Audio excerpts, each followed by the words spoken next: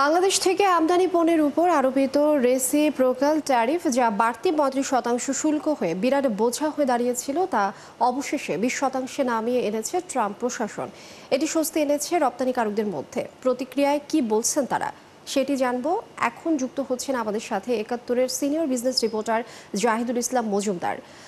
জাহিদুল ইসলাম মজুমদার, আপনাকে ৭১-এ স্বাগত জানাচ্ছি।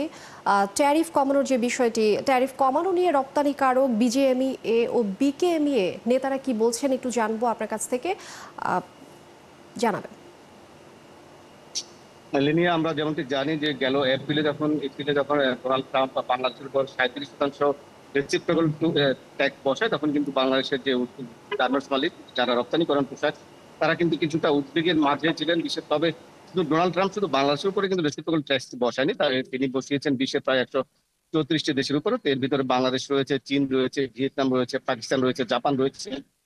তবে বাংলাদেশ যেহেতু পোশাক রপ্তানি করে এবং বাংলাদেশের পোশাক রপ্তানি মোট প্রায় ১৮% যুক্তরাষ্ট্রে যায়, এবং বাংলাদেশের অনেকগুলো গার্মেন্টস কারখানায় কিন্তু যুক্তরাষ্ট্রের পোশাকের রপ্তানির উপর নির্ভর করে, যার কারণে এবং এখানে অনেক কর্মসংস্থান আছে, বিশেষ করে নারী কর্মসংস্থান এবং নারী ক্ষমতায়নের যে বিষয়টি আমরা প্রায় সময় বলি, এবং বিদেশ থেকে বিশেষ করে আমেরিকাও যেটি গুরুত্ব দিয়ে থাকে যে নারী ক্ষমতায়নের বিষয়টি। তো আমাদের উদ্যোক্তারা কিছুটা শঙ্কায় ছিলেন যে বাংলাদেশের উপর যে শুল্কটি আরোপ করা হয়েছিল সেটি যদি বলবৎ থাকে তাহলে হয়তো তাদের রপ্তানি কিছুটা কমবে এবং তাদের কারখানাও কিছু বন্ধ হয়ে যাওয়ার একটু আশঙ্কা ছিল। এবং তারা বলছেন যে কারখানা যদি বন্ধ হয়ে যায় অথবা রপ্তানি যদি কমে, তাহলে যে এখানে যে কর্মসংস্থান আছে এবং দেশের যে বৈদেশিক বিশেষ করে যুক্তরাষ্ট্র থেকে বাংলাদেশের মোট আমদানি প্রায় মোট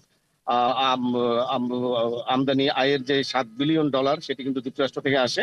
যদিও আমাদের মোট রপ্তানি আয় $47 বিলিয়ন, সেখান থেকে $7 বিলিয়ন যুক্তরাষ্ট্র থেকে আছে, যার কারণে এই দেশের উদ্যোক্তা এবং গার্মেন্টস মালিকের কিছুটা শঙ্কা ছিলেন। তো এই সংখ্যা এবং আমাদের যে ট্যাক্সটি রয়েছে সেটি কমানোর জন্য সরকার প্রায় ৩ দফা বৈঠক করেছে যুক্তরাষ্ট্রের সরকারের সাথে। ৩ দফা বৈঠকের পর গতকালকে যুক্তরাষ্ট্রের সরকার যেটি ঘোষণা দিয়েছে যে বাংলাদেশের উপর যে ৩৫% শুল্ক ছিল সেটি কমিয়ে ২০% করা হয়েছে। এবং আমরা যেটি জানি যে এই শুল্ক কিন্তু আজ ১লা আগস্ট থেকে সেটি কার্যকর হওয়ার কথা ছিল, যার কারণে এখন রপ্তানিকারকরা বলছেন যে তাদের যে আশঙ্কাটা ছিল যে তাদের উপর যে শুল্ক, যে বাড়তি শুল্ক যেটি ৩৫% ছিল, সেটি যদি তাদের উপর কার্যকর হতো তাহলে কিছুটা তাদের রপ্তানিতে সমস্যা হতো। কারণ আমরা যেমনটি দেখেছি ভিয়েতনামের উপরে যুক্তরাষ্ট্র কিন্তু ৪৭% শুল্ক বসিয়েছিল, সেটি কমিয়ে ভিয়েতনাম কিন্তু ২০% তাদের যে শুল্ক সেটি কমিয়ে এনেছে। তার কারণে বাংলাদেশের ব্যবসায়ীরা কিছুটা আতঙ্ক ছিল যে ভিয়েতনাম যদি ২০%। জাহিদুল ইসলাম, আরেকটি বিষয় জানতে চাই যে ২০% যে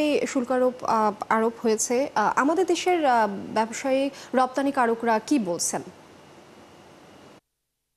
রপ্তানিকারকরা যেমনটি বলছেন যে তারা এখন কিছুটা স্বস্তির ভিতরে আছেন, কারণ তারা যেমনটি বলছেন যে আজ থেকে যেটি কার্যকর হওয়ার কথা ছিল তাদের যে রপ্তানি যুক্তরাষ্ট্রে, সেটি তারা কিছুটা দ্বিধায় ছিল। এবং তারা যেমনটি বলেছেন যে ডোনাল্ড ট্রাম্প যখন বাংলাদেশের উপর যে শুল্কটি বসিয়েছেন, এর ফলে কিন্তু যুক্তরাষ্ট্রের অনেক ক্রেতা প্রতিষ্ঠান তাদের যে ক্রয়াদেশ সেটি কিন্তু কিছুটা অনেকে স্থগিত করেছিলেন, আবার অনেকে তাদের যে ক্রয়াদেশ আছে সেটার উপর মূল্যছাড়ও চেয়েছিলেন। যদিও বিজিএমইএ এবং সরকার পক্ষ থেকে বলা হয়েছিল যে ক্রেতাদের সাথে প্রত্যেকটা কারখানা মালিক যেন তাদের নিজস্ব সক্ষমতা এবং নিজস্ব যে আহ সম্পর্ক আছে সেটি আলোচনা করে যেন যুক্তরাষ্ট্রের সাথে সম্পর্ক ব্যবসাটি টিকিয়ে জাহিদুল রাখেন। ইসলাম, আপনাকে অসংখ্য ধন্যবাদ আমাদের সাথে যুক্ত হবার জন্য। দর্শক, আমরা কথা বলছিলাম সিনিয়র বিজনেস রিপোর্টারের সঙ্গে।